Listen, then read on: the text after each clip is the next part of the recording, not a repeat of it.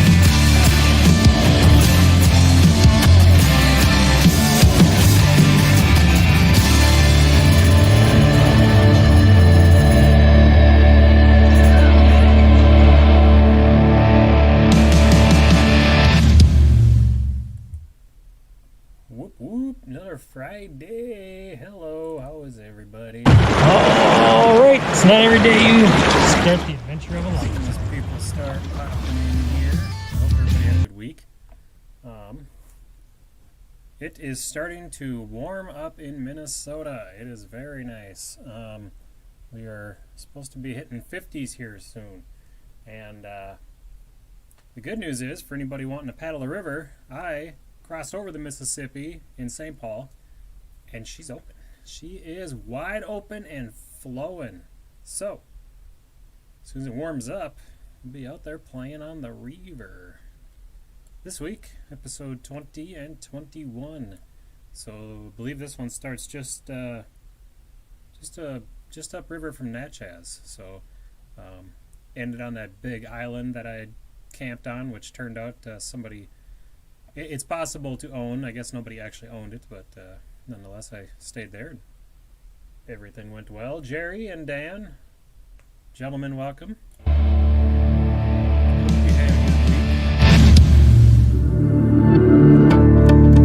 Hello, and welcome back to episode 20. On the last episode, I passed my 7th week kayaking down the Mississippi River, ending the 49th day about 35 miles south of Helena, Arkansas.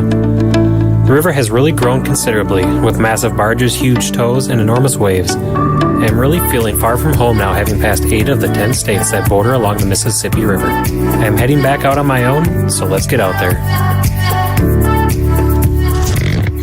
Good morning, day 51. I am leaving Roseville, Mississippi. I am also leaving my paddling buddy since St. Louis, John Denton, behind.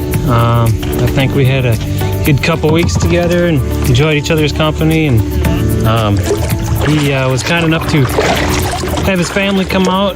They welcomed him home, all of his kids and grandkids, and he actually was kind enough to put me in a hotel last night and help me resupply. So the boat's full of food, full of water, heavy again. I always take more than I need. That's fine. I don't ask no one to carry it, so it's my burden, and I take care of it. So but yeah, it's 8:12 in the morning, so we're gonna head on down. There was because every time I would stop or go somewhere and have to unload the boat, everybody would give me a hard time about how much stuff I carried. And the honest truth is, it's not like I've ever paddled the river before. I didn't know how far it was in between stops, and I didn't know how much water I would need. I had a lot of water on board the boat, and it was something that I was willing to carry, and that goes for anybody doing the trip. You know, if you want to carry it, carry it. It's your trip. You do it how you want.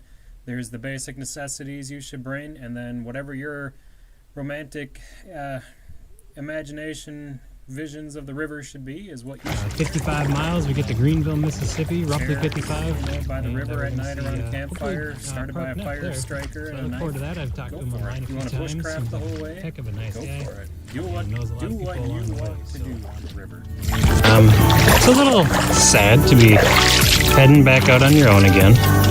but it'll probably take a day or two to get used to. And after that happens, you know, DC, I actually never broke down that what that ended up being.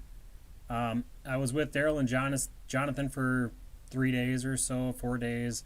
I was with Lars and Marianne for, gosh, I don't even know if it was a week, couple days, and then I was with them the second time for a couple days, and then I was with John Denton from St. Louis down to Rosedale, which I can get back to you on that, but I think he was the one I was with the longest, and maybe that was a little over a week. So out of 8 weeks, I was maybe 2 weeks with somebody. That's just a guess off the top of my head. Pounding through miles.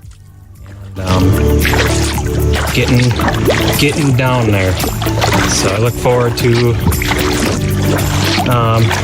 meeting more folks along the way, and yeah, just hoping it all goes well. So, but it's a beautiful.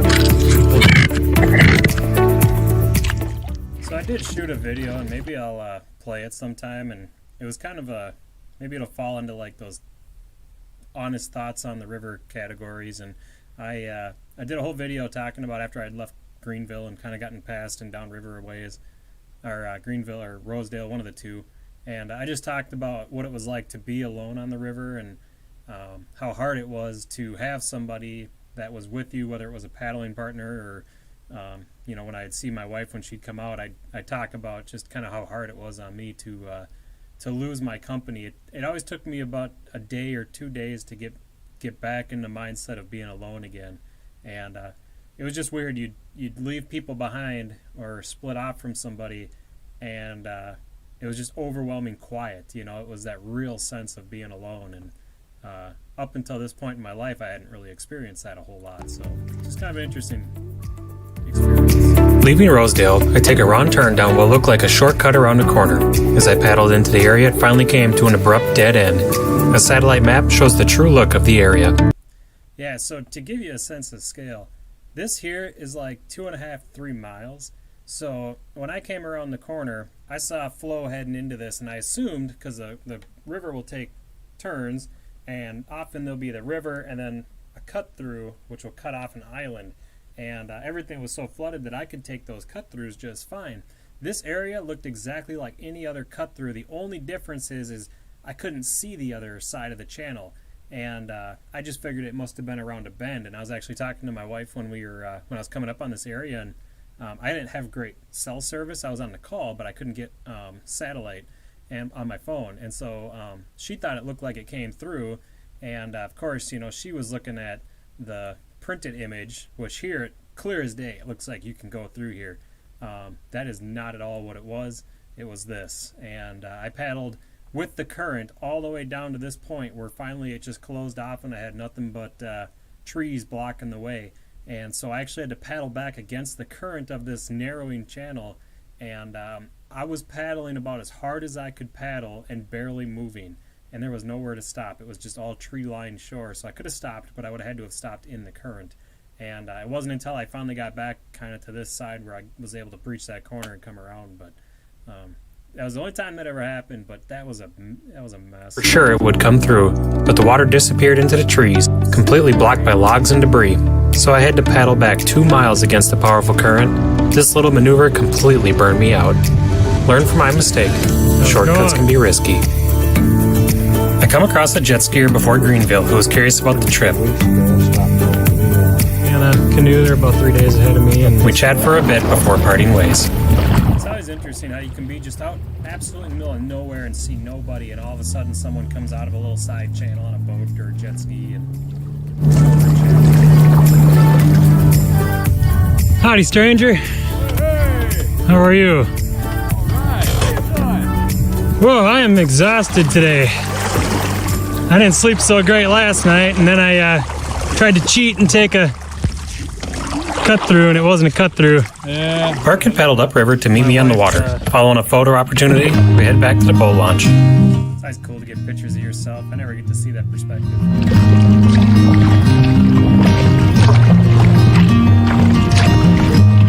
Same boat as John had. They're really a cool boat. I'd actually kind of like to have one of them. It's supposed to be really tough boats.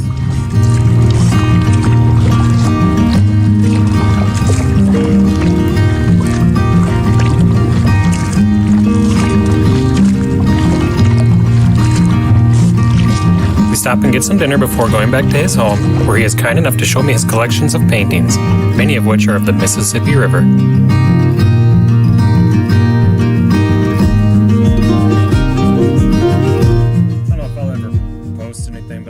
Sketches and drawings, and I'll sketch out things with pens and stuff, just real basic. Hello, it is day I always 52 thought on the that Mississippi looked really good. River. I'll show you the one I did of my Leaving myself in Greenville, that Mississippi. kind of that main park. picture Park I Nep used was for my nice streams, where I'm enough holding to the paddle looking out to the side. paddle up I river actually sketched yesterday that and meet really up with good. me and paddle down a little ways to where he had his truck, and we took out here and ran over to his house for the night. So super awesome, great place to stay. He does great artwork. He paints, and I love his paintings. Got to see a huge part of the collection of them, so that was really cool. You can see him on parknep.com. Jerry asked what kind of boat that was. It's a Seawind Kruger, or Kruger Seawind. Heading out. I guess they're About basically 8:22. purpose-built to do the Mississippi River. They're, I think they're a Kevlar boat, but they're layered many times over, Getting on the river, and so got a they're just few designed to trips take into the upper abuse that the area river can here. throw at them. Talked a lot about Baton Rouge, New They're Orleans. cool boats. I really like them. It reminds me a lot of yours, actually, Jerry. Concern coming up, so we'll have to keep an eye on that. But should be a decent day to paddle, I think. Sun's out. Gotta switch hats. Some barges coming. I like to keep the orange hat on. It's just a little bit of extra help to be seen, I think. Yeah. So, but we are underway.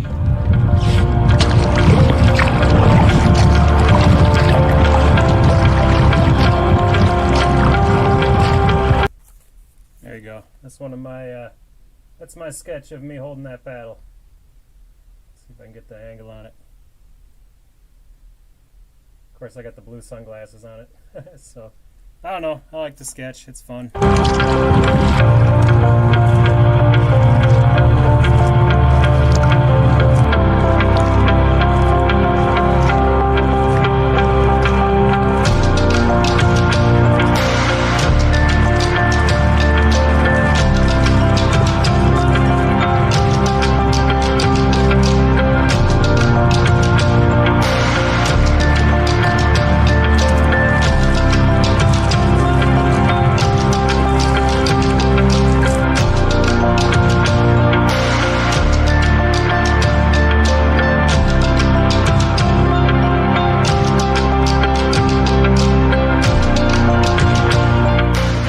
Before, but man, when I was first starting the river, I avoided waves like the plague, man.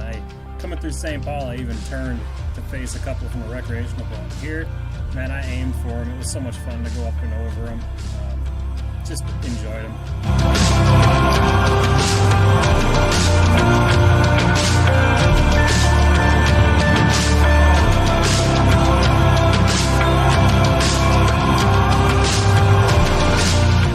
Barges out there really break up the feeling of being alone. You know, if there's other people out there, there's so much river that there's just nothing out there. It's pretty crazy.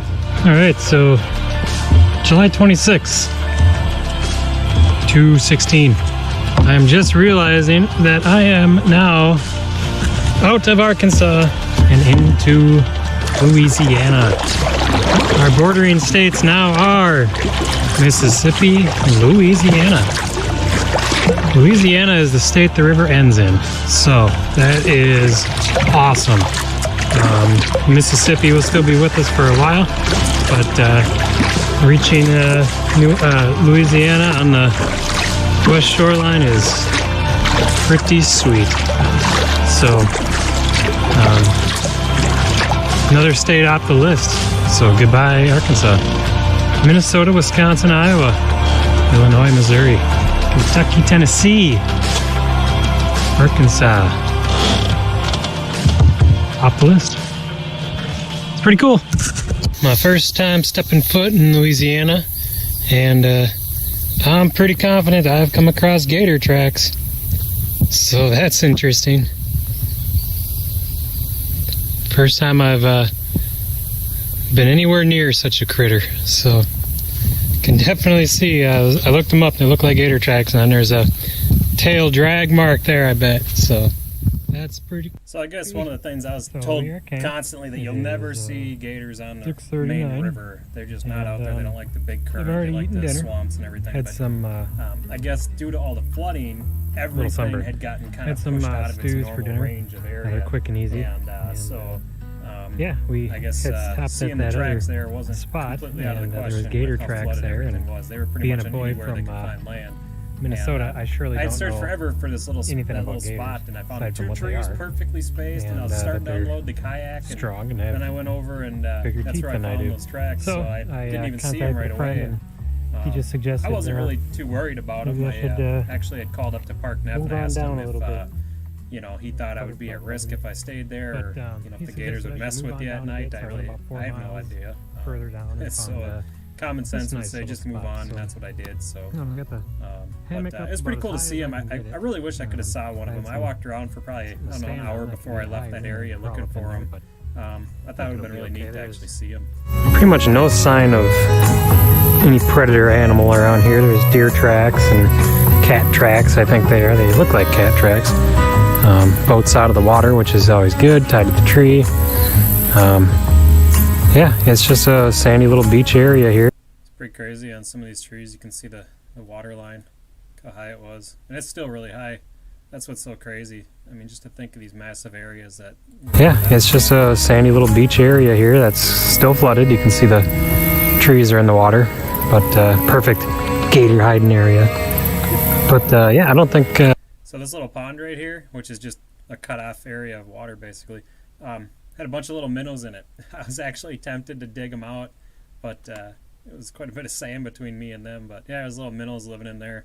I don't think I'm having any issues here. I don't see any signs of them. I don't think they do a lot of running around and, you know, covering vast areas while they hunt or anything. Mike asked if I saw any snakes down south. I don't think I saw any down south. I saw quite a few in Camp for Iowa, tonight. actually. I think it was. Maybe went, as far south as Missouri. But 55 miles. I didn't see too or many something like snakes. that. I I actually don't know. I thought had a I'd late see start more today, than so I didn't get as far as I could have. But I did okay. Can hear barges, but they're across the channel, not creating any problems for me over here. So aside from that, hopefully it'll just be a nice part of quiet that, night not as usual. seeing the snakes too might have been because of the flooding. Funny thing You is, know, I they keep might have hearing this moved way noise over inland to here. get It's out of this the tree water. falling down. It's So being held up by that I guess vine. if there was a reason I didn't see a lot, that would be my guess. And every few minutes it snaps and shakes and makes a bunch of noise. You know, while you're standing here in gator country. Thanks for... Yeah, it was just this Great tree that entertainment. it was hanging by a vine, and I was sitting there and I was hanging my hammock, and I'd hear all this rustling, so I'd turn around and look and couldn't find nothing, and then I'd hear more rustling, turn around and look, couldn't find nothing, so I actually walked over there to see what it was, and it actually kind of started to fall while I was standing next to it, and we are leaving camp. It is 6:39, and the next big town will be Vicksburg, Mississippi. Had a quiet night, no problems, no gators, no real disturbances of any kind. I tossed and turned a little bit, but meh, is what it is. So barges were rocking and rolling all night around here, throwing up all the waves, making all the noise. Probably why I didn't sleep the best. But it's a new day and we're on our way, so it doesn't really matter. yeah, I think part of my sleep issue was when the waves would come in, I was always so paranoid that the boat was somehow going to get washed offshore, and so often I would look and wake up if the waves were really loud and shine the light over on the boat, make sure it was still there. But I never had any issues with it going anywhere, but I was told a lot that due to how flooded it was, that it was possible that I could have unexpected rises and falls in the water. You know, I think it was kind of a paranoia thing. That's why I didn't sleep as good as I probably could have out there. It's just been a non-stop parade of tow boats. So, one interesting thing about starting today is where I camped last night was mile 475. So take 475 plus about 25 miles to the Gulf after mile 0. About 500 miles away. So we're getting there. I hope to do, 60, 70 mile days. So nonetheless, in under 10 days, it's possible the trip is done, which is pretty incredible. I feel like I've been out here a long time, and at the same time, you know, it's funny, like, I remember thinking that, you know, I'm coming down to 500 miles remaining, and I'm thinking, man, I'm almost there. And to think of how big a 500-mile trip would be in itself is pretty incredible. So it's funny that, you know, after doing almost 2,000 miles of river at this point, that, you know, it's like, man, I'm almost there, just 500 miles to go. Interesting. yeah, still a ways to go. But important thing is we're getting there. You know, I think that was a big part of like the trip too. Was you know, don't try to plan to paddle the whole river. Don't think of the river as a whole. It's just too much. It's overwhelming when you consider how much planning there is to do, how much river there is to cover. I came to a realization. I was finally like, you know what? The way you paddle the Mississippi River is you wake up every morning and you go kayaking for the day, and eventually you'll get there. So, you know, if anybody's ever watching this and you wonder about paddling the river and the scope and scale and size of the river, just keep that in mind. That's how you do it. Just one day at a time and take it from there. This was kind of an interesting spot. There was tons of barge traffic coming up on Vicksburg, and I don't know why, but there were just a pile of them up here. And I was coming around this corner, and there was just one after another, and they were passing each other and kind of jockeying for position to get going up the river. And so I actually sat back in this little cove here for probably a half hour while just barge after barge after barge came through. And finally I was able to sneak through and get past under the bridges. But it was really hard because I didn't know where the channel was, and they were pretty much all the way across here because they had so much river to work with because it was flooded. But just intimidating when you have all these barges coming and going, and no one really cares that you're there.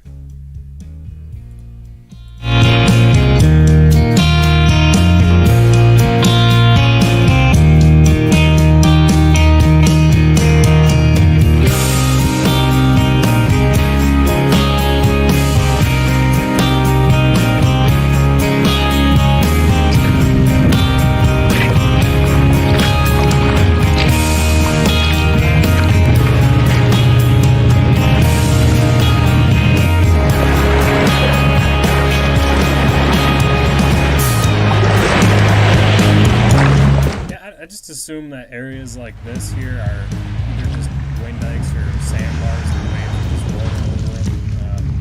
Normal water or low water years, I don't know if you've seen the same kind of wave anomalies going on, but yeah, I don't know. There was a few times we came across.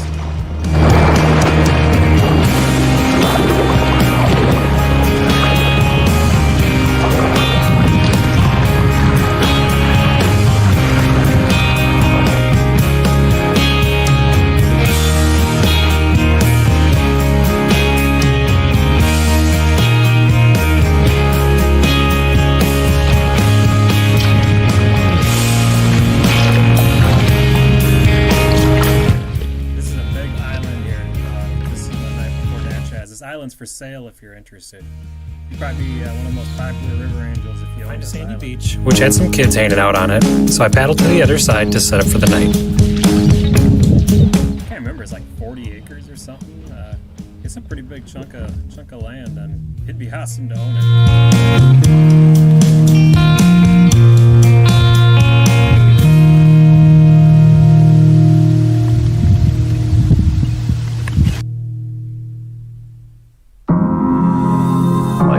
You're getting one hell of a chance at life. I hope you like it.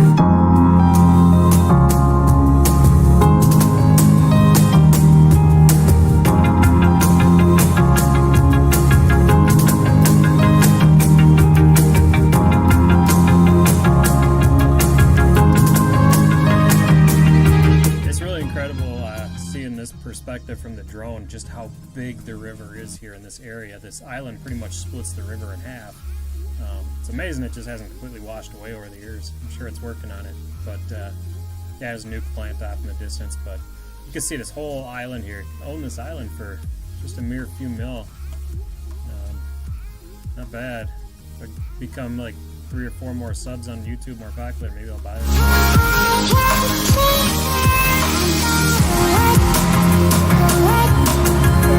There was actually bear tracks on this island too. I guess one of the pitches, because I did look it up to see what it cost, I just don't remember. But one of the big pitches on the realtor site was that it's a great hunting island.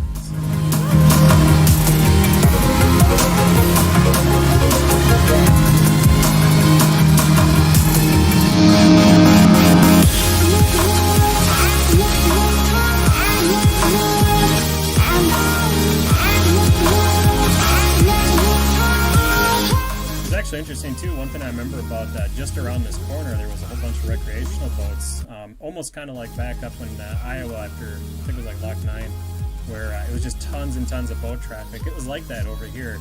It was maybe 10 or a dozen, so it wasn't nearly as many, but it was kind of neat to see people out there. I hadn't seen that for quite a while.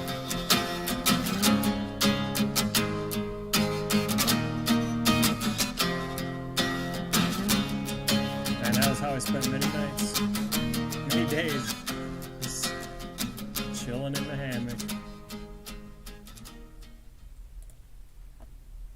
Yeah, so let's go through maps.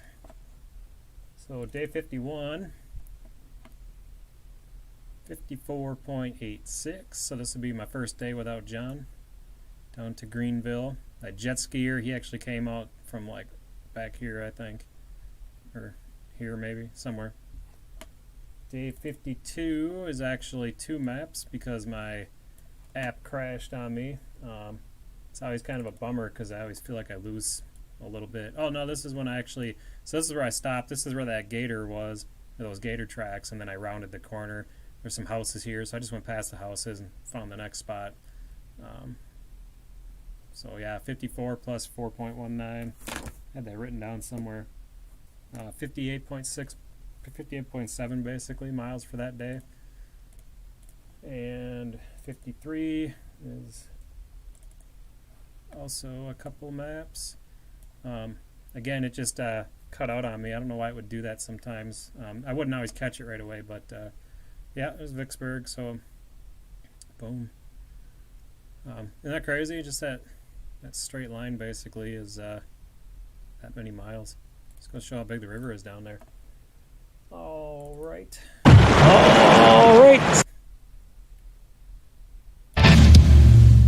Episode 21.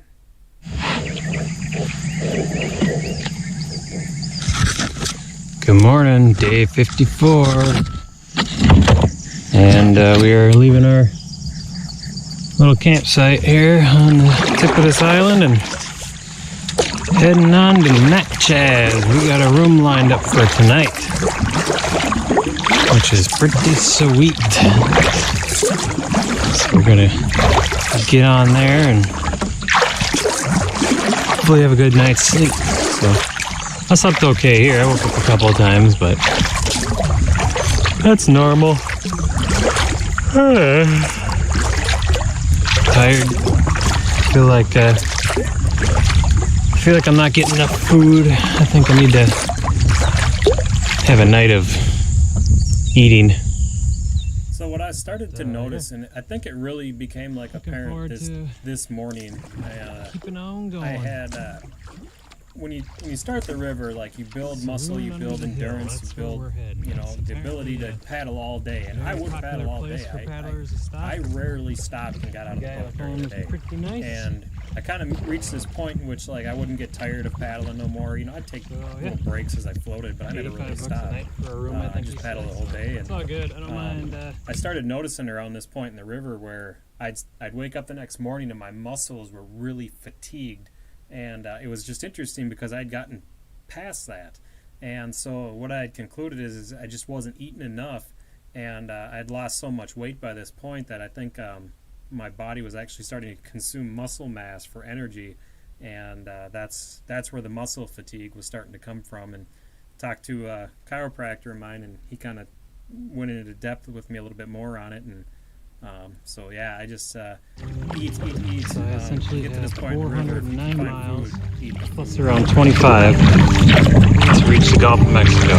So that is a pretty neat thing. So we'll see how it goes with scheduling. I do 50 miles a day. That's a little over 8 days. I hope to do it in less. I'd like to wrap this thing up. I want to go home and go to bed.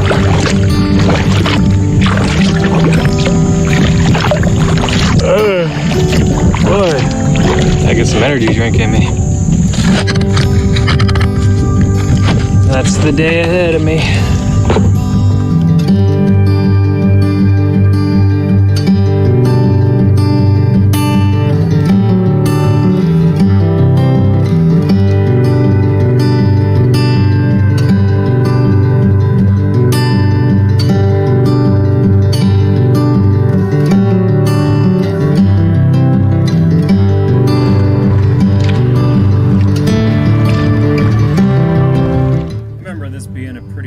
Quiet, lonely stretch too. There's a few barges, a lot of the tanker barges in this area. This guy I was almost keeping up with for a while. That's how fast I was able to paddle, and obviously he could outrun me if he wanted to. But it was kind of fun to actually keep pace with him, just kind of for something to do. Coming up on Natchez, and man, this is the longest stretch of power line I have ever seen.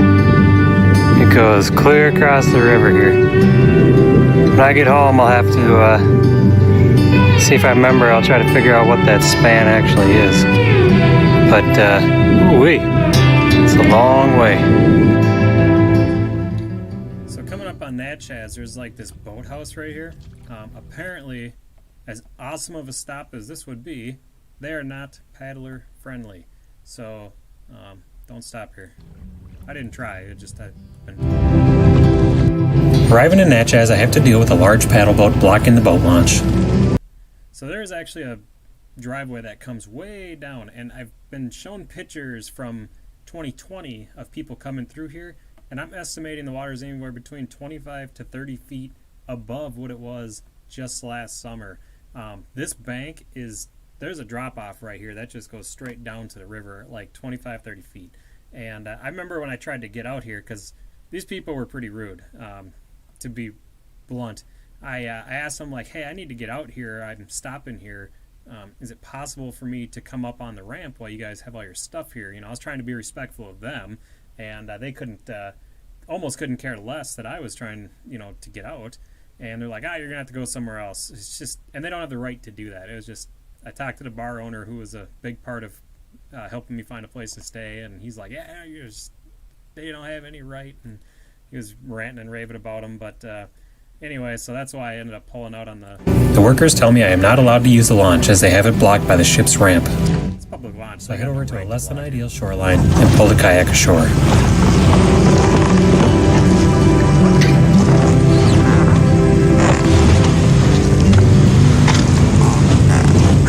Yeah, so I had planned on rolling the kayak up to the bar and everything.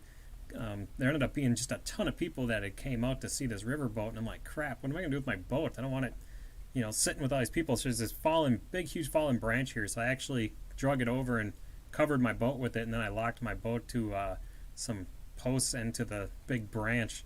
You know, I tied it to the tree. I mean, it could have floated off, I guess, that far, but I was just really nervous someone was going to steal it because I really didn't have anywhere to go. This is all like brick and stuff in these trees here, so I couldn't really hide it there, but it worked out.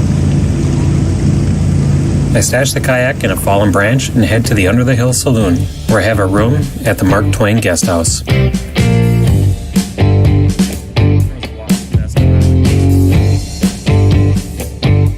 After bringing my stuff up, I take the opportunity to get some shots of the area. The bartender told me there would be a way to resupply at a store on the other end of town, but with no way to get there, he threw me his keys and told me to take his truck. Crazy kindness. Yeah, so I mean, it was totally unexpected. You know, the guy knew what I was doing. I talked to him a couple of days leading up to getting to Natchez, and he's like, "Oh yeah, when you get here, we'll run you to the store. It's on the other end of town, and we'll help you resupply and everything." Well, when I get there, you can see the place is just packed, and the road was actually closed down here because it was underwater. So they had it all blocked off. You can see the signs there, but I don't know. It was getting later in the day, so I went and asked him, like, "Hey, you said there'd be a way for me to get a ride, you know, he's like, well, I'm working, we're way busy. He's like, you just take my Jeep if you want. So he gives me his truck keys and tells me kind of where the place is. I ended up having to look it up on my phone because I don't know the area, and there's a lot of one-ways in that, Chaz, apparently. But so I jump in his truck. I'm heading down the road. He's on E, so, you know, like, as I'm driving, I'm like, all right, I got to find a gas station. I turned on the AC. Well, obviously his truck can't run the AC, so it started smoking and overheating on me. So I pulled into the gas station. I filled up his truck for him as kind of a thank you for letting me borrow it, and checked to make sure that I didn't have any coolant leaks or anything, because I really didn't know what was going on with his truck. I mean, it's my first time driving it, and turned the AC off, so obviously it just couldn't run the AC. It just overheat. But filled his truck up for him, drove all the way over to the Walmart on the other end of town, and then I stopped at Wendy's. So what was great was that I picked up a 6-pack of V8 vegetable juice, and when I got back after eating my Wendy's, I drank 5 of the 6 cans of V8, and obviously my body was craving it because, like, just I wanted to keep drinking it. I don't know what it was. Obviously I needed the nutrients or something, but the body was just craving that V8, and man, I crushed those cans. The saloon was hopping with a live band and tons of people showing up to hear the music and see the riverboat. It's really cool. Despite the fact that people kind of sucked for blocking the ramp, it's a really cool boat to see. And actually the stacks on it will fold down, so it can go under the bridges. Big river.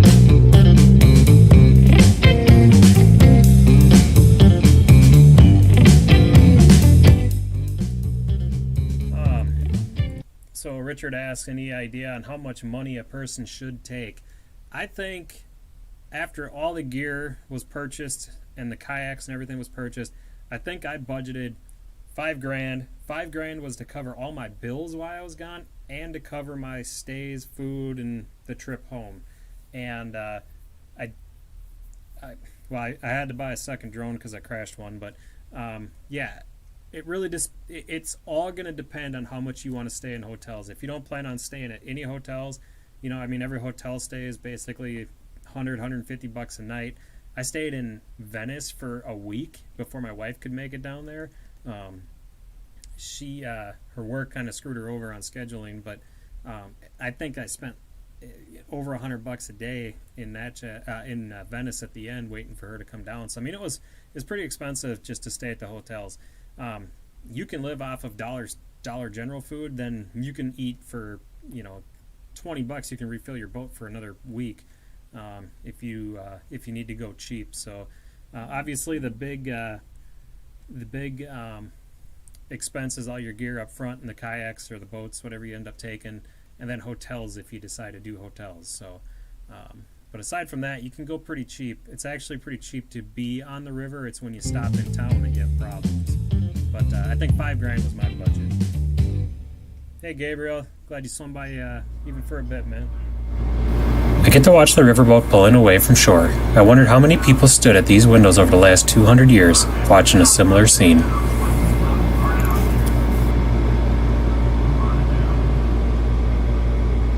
Yeah, I mean, the whole point of that comment was, like, I was told the saloon is actually really old, and the story of the Under the Hill Saloon is really cool. I read a book about it and why they call it that, but if you ever have a chance, look it up. It's pretty neat. But I mean, Natchez was a big deal back in the day. You know, the richest of the rich lived in Natchez on the river in Vicksburg, and a lot of history on the river here. So, you know, it's very possible that people stood here and saw very similar scenes, maybe not with the bridge, but, you know, of the river freighters backing out and pulling away.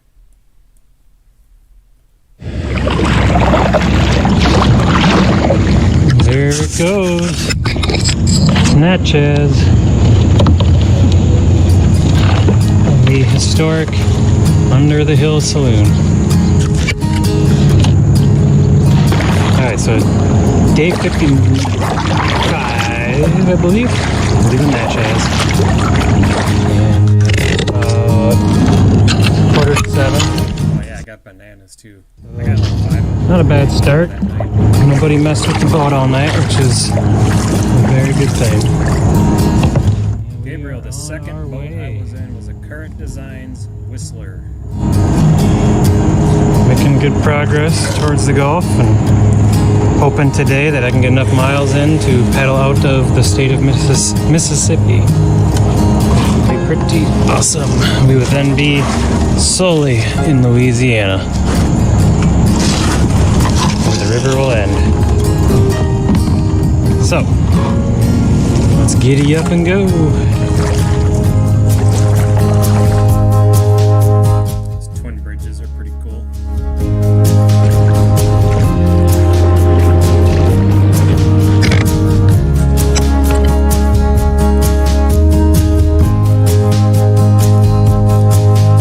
Leaving Natchez, it is a pretty uneventful day. I pass a tree in the water.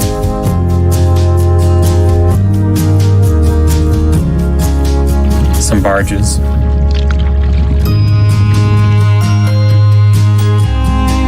And a single bird on an adventure of his own. I make it to the head of the Atchafalaya River and see the structures that hold the Mississippi River back from changing its course and diverting down this ancient waterway. Yeah, I was a little nervous coming through here. A lot of people were kind of telling me be careful around the Morganza Spillway was open at this time, I believe. And they were like, you got to stay on the other side of the river from that because there's a lot of pull going towards the Morganza Spillway. And that freaks me out. So I don't know. It was just kind of weird, but I guess there was a lot of pull. And what was really weird, too, is there's these three structures. The third structure had an alarm going off, and I had no clue what was going on. It was just this repetitive beep, beep, and it was super loud. It was just kind of a weird, eerie place. And I remember, too, that coming up on this left side here, there's all these, it's a tree-lined shore. I had all these barges that kept working me almost up to those trees, and I can only imagine that during a low-water year that they would have probably been scraping the shore. So it was like they just kept pushing me closer and closer to these trees, and I was within probably 10, 15 feet of the trees, and the barges were right alongside of me. I don't know why I didn't film that, probably because I was swearing, but yeah, it's just like they kept on getting closer and closer. It was almost like they were messing with me or something. More barges pass me by, and I get into some areas of heavy flooding. There are trees in the water as far as I can see, giving me nowhere to land. I do, however, hit a pretty big milestone on this stretch. And that was something I actually had reached out to Daryl and Jonathan about, too. I was paddling for hours and hours, and all I could see were trees in the water. And, there's River Gator. Anybody who's studied doing the river, you'll know what River Gator is. It actually recommended not doing this section of the river above a certain flood stage. And I don't remember what that was, but I was like 5 feet above that mark where they said don't do it because there's nowhere to land. And I was getting to the point where I was starting to wonder if I was actually going to have to land in the trees and then try to get my hammock out and hang above the river without even getting out of the boat. I didn't know if I could or not. But, I was getting a little concerning not seeing land for so long. Hey, you. Yeah, you. Guess what? We're out of Mississippi. That's right, we are leaving the state of Mississippi. We are pretty much now fully in the state of Louisiana. Imagine that. The last state on the map. We've now. Yeah, I can turn.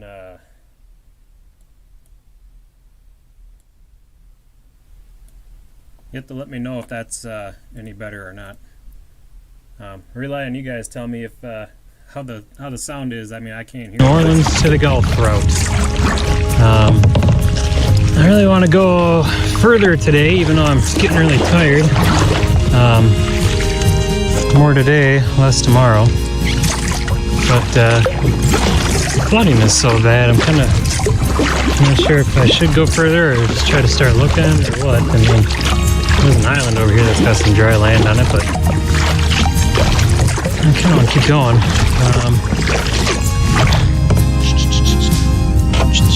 There's some storms coming, but they're a ways out. Yes, I got like 3 hours, 2 hours. 3 hours, something. I was really hard debating that island, but it's so hard because you want to keep going. I think it was pretty early in the day. It was probably like noon at that point, but I found this little spot here. It was a great little island. A little island all to myself. It's one of the best things about the island. Chilling in the hammock, waiting for rain to pass so I can finish setting up camp for the night. It's raining pretty good off and on, but nothing bad. There's a little thunder out there. But yeah, just happy I found dry land. It was pretty wet out there. A lot of ground is well underwater. There was an island a ways back that I was thinking I could stop at, but kind of wanted to go a little further, and then I found this little chunk of land. Not much. And there's little rivers running through it all. But it was enough for me to camp on, perfect for my needs. So we just gonna hang out here for the rest of the day. It was an interesting island. I don't know. There was a Louisiana penitentiary across the river, so of course it's like, yeah, if there's a jailbreak, I guess I know where they're gonna wind up. The head of the Chaffalaya, the gate or the lock and gate to turn off the Chaffalaya was just upriver, and there was actually a really weird sound at this island I couldn't explain, and it was a loud thump noise, and I mean, almost sounded like a huge hammer was hitting the ground, and it was far away. I have no idea what it was, but all day, all night, every like 10 seconds, it was just this huge thud, and weird thing. I never did figure out what it was. 5 more miles to the Gulf of Mexico. So we are almost there. I took a 0 day today to wait out some thunderstorms. You can now see that it is like blue skies, and I could easily have paddled all day today, but it stormed till about 10 o'clock, and then I just was tired and didn't feel like going. So I am going to take this opportunity to catch up on some of the videos that I had promised to make. One of those videos is going to be this one right here, where we talk about a typical camp setup for me. So we'll start with the boat. We get the boat on shore. I typically like to pull it out as much as I can. This is extreme. The water was not that low when I got here, so it is still going down, which is a good thing. This is my current design Solstice GTS. Has been doing fantastic on the water. Yeah. At this point in the trip, the river was going down about a foot a day. So Daryl and Jonathan were about 2 days ahead of me or so at this point. And I actually reached out to them to ask them, hey, what are you guys seeing as far as flooding goes? And so just by staying on this island for 1 day, that opened up land that actually was probably 2 feet underwater when I landed here this night. So it's just incredible how much the river can drain. They had the Morganza spillway open, and then they had the Bon St. Clair spillway open as well. So they were dumping water like crazy trying to get it out of there before it hit New Orleans. But yeah, it's pretty incredible that it could drop that much every day. Set up a clothesline, but you can. So I'll show this too. This is a nice little thing if you're in a hammock. So all I had on this island was these little dinky trees, and so I'd hang my hammock, hang my tarp, and then when I'd sit in the hammock, the trees would pull together, and that's actually what this line is. This line's actually tied to another tree to help support it. So for anybody wanting to hammock camp, it's just kind of a nice little trick you can use. It does actually help quite a bit. To do when you have wet clothes, which is going to be a thing all the time. Dragonfly up there keeping it safe. Thanks, buddy. I always try to use the hammock as much as I can. I got this lightweight tarp from Outdoor Vitals on here, and this thing's been working amazing. Put a ridge line up. The ridge line holds it. One thing I recommend too is I know a lot of people like to just sleep out under the stars in their hammock, no cover if they don't need it. Birds seem to love to sit above you in the morning and crap all over you. I recommend the tarp. And I just use these Night Eyes hooks to hold the tarp. And then I do this too for kind of more of a porch feel. I just support the front of the tarp on these sticks here, and gives me more room to look out and sit and see and enjoy, and then just tie them down to these awesome James, you have to let me know if that made any difference. I did turn the video volume down a bit. We'll show you a picture of one here shortly, but they're just easy to push into many different types of surfaces, and they hold really well. Got the Snug Pack jungle hammock here, and it works okay. Mosquitoes bite me right through the side of the thing, and that drives me nuts because I don't always wake up right away, and so I wake up full of mosquito bites in the morning. But it does have a net on it, and it's been working. It is my preferred way to sleep. It is much more comfortable than the tent. It is still set up from the way I slept in it last night because I stayed here all day today because of the weather, so you can see it exactly as I would use it. That's a pretty basic setup for what I do each day because... DCS, what brand tarp that is. That's an Outdoor Vitals, like ultralight tarp. I don't know if you can still buy them. I think you can. I haven't been able to find them though. I absolutely loved it. It's an amazing tarp. I can't say enough good things about it. Like as little to do in the morning as possible, so I do everything at night, even though that's when I'm the most tired. But it is just it is all about getting going in the morning. So I mean, I don't haul a lot of stuff out. A lot of the food that I eat is ready to eat stuff. Like that was a good shot of me tying those two trees together. So I did that so this one would hold this tree up so I could hang in the hammock. So just a nice little trick. That I eat is ready to eat stuff. I do make a fire occasionally, but it's not very often. So, and there you go. There's a shot of the river just north of Baton Rouge by about 70-80 miles, I think it is.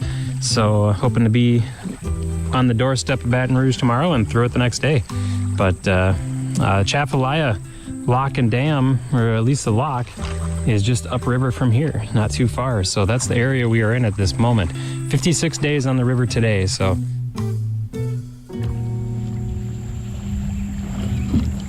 Good morning and welcome to day 57.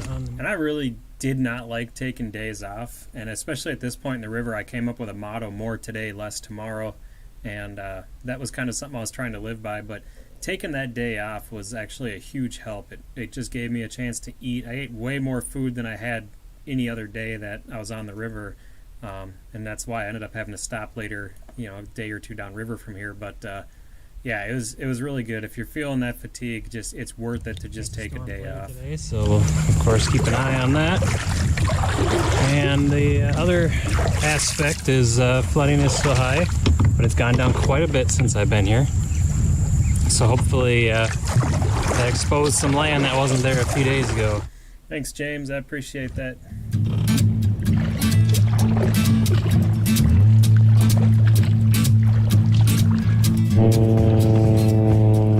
I started seeing a lot of crop dusters, and these guys must have the best job. I mean, they look like they have more fun than anybody.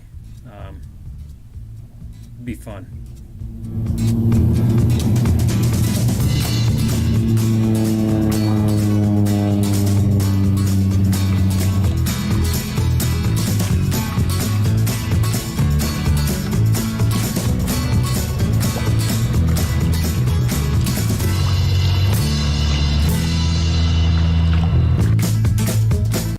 This is pretty cool. These are old grain silos that they turned into I don't know if it's like a hotel or a home or what it is, but I'd read about it and I'd totally forgotten about it, and then there they were. But yeah, huge silos that they converted into a place to stay. You can see how high the water was on them. Probably gets a little gross in there, I bet.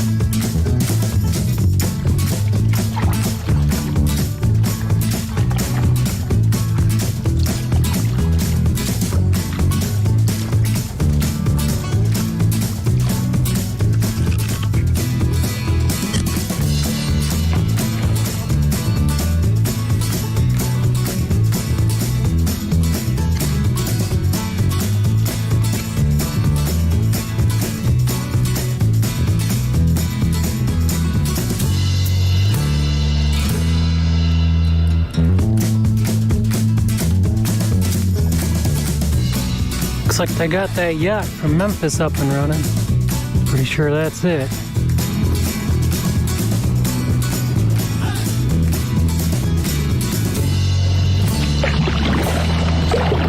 I'm gonna try to take these waves broadside just because I got them barge coming up and I don't want to be pointing in the wrong direction. I'm trying to figure this out, so we'll see how they go. Yeah, I wasn't sure how these waves were going to react coming from me at this weird angle, but you get this far in the river and you pretty much feel like you got a pretty good handle on the boat. But there was literally a barge just downriver, and I couldn't face the waves, or I'd be right in the guy's way.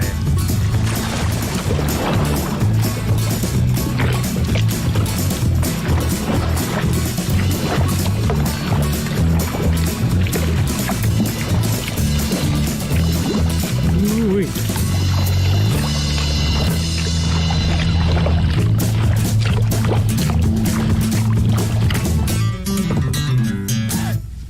Oh, bingo.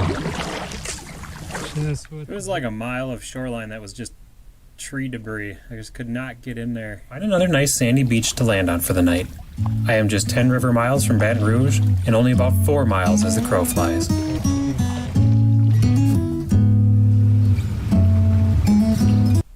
This dude, which is actually a dudette, I've never heard of this spider or seen this spider. I mean, it was probably the size of my hand.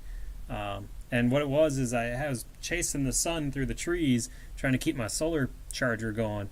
And I finally took this different trail over to my solar charger, and I walked right into this web. I didn't even see it. And it's like 5-pound test fishing line. It's incredibly strong, and I guess they got one of the strongest webs of any spider. But yeah, I'm sitting there like got this web on me. I'm like, this fishing line in here, and I look up and I'm moving the whole web as I'm messing around with this line. And then here's this giant spider hanging there. I guess they're pretty harmless to people. They'll bite you if you mess with them, but So I was walking around. my hammock was actually tied to the same tree as this spider, and I didn't even know it. And there was, once I saw one, then I started seeing them everywhere. And huge. The rest of the night is spent relaxing, listening to the radio chatter of the busy port of Baton Rouge. That's it for episode 21. Baton Rouge is just around the next bend. Yeah, man, I made an agreement with the spider. I said, if I wake up and you're not on me, you'll survive the night. And it was a good arrangement. It worked out well. Let's see, what do we got for days? So it's pretty cool, actually, when you get down to this area. I think it was channel 12 or 67. I can't remember. But one of the channels, there's almost like a traffic control channel for the marine radio. And once I figured out, I actually heard the traffic controllers reach out to a tow captain and say, hey, meet me over on channel whatever. I need to talk to you. So I clicked over to it too, and it's the Baton Rouge traffic channel, whatever channel it is. And there's just a ton of information about the traffic. I listened to it for hours. It was awesome. Let's see, day 54. Throw up the maps real quick. 46 miles basically down to Natchez, that big island. And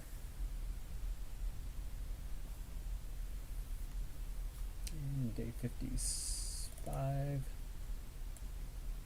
Oh, there's 57. All right. So 62.5 miles. And day 56 was the day I stayed on the island. So here's day 57. Yeah, so I don't know, that's pretty much all I got for this week. So geez, only a couple more episodes to go, so, and we're in spring, hooray. So I don't know if you guys got any questions. Otherwise, that's all I have for the night.